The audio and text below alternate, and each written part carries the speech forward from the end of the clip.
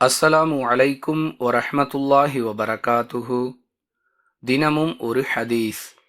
வாங்கிய கடனை திருப்பி செலுத்துவதற்குரிய வசதி வந்த பிறகும் தவணை கேட்டு இழுத்தடிப்பது அநியாயமாகும் என்று அல்லாஹுவின் தூதர் ஸல்லல்லாஹு அலைஹி வஸல்லம் அவர்கள் கூறினார்கள்.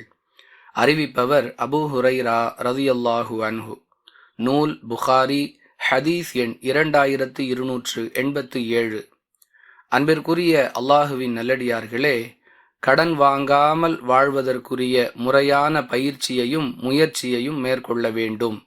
ஏதோ ஒரு நிர்பந்தம் காரணமாக கடன் வாங்கக்கூடிய சூழ்நிலைக்கு தள்ளப்பட்டு விட்டோம் என்றாலும் வாங்கிய கடனை துரிதமாக அடைப்பதற்கு முயற்சிக்க வேண்டும்.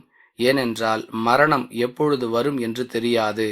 கடனாளியாக மரணிக்க கூடாது என்ற எண்ணத்தை உள்ளத்தில் ஏற்படுத்தி கொண்டு வாங்கிய கடனை விரைவாக அடைப்பதற்கான முழு முயற்சியை மேற்கொள்ள வேண்டும். இன்னும் சிலர் கடனை திருப்பி செலுத்துவதற்கான வசதி வந்த பிறகும் அதை தாமதப்படுத்தி கொண்டிருக்கிறார்கள். இது பற்றி அல்லாஹுவின் தூதர் ஸல்லல்லாஹு அலைஹி வஸல்லம் அவர்கள் அநியாயம் என்று எச்சரிக்கிறார்கள். அன்பானவர்களே, இதுபோன்ற நபிமொழிகளை கவனத்தில் கொண்டு நம்முடைய வாழ்வை நாம் நல்லவிதமாக நடத்துவதற்கான முயற்சியில் ஈடுபட வேண்டும். வாஹிர் தஅவானா அனில் ஹம்துலில்லாஹி ரப்பில் ஆலமீன். அஸ்ஸலாமு அலைக்கும் வரஹ்மத்துல்லாஹி வபரகாத்துஹு.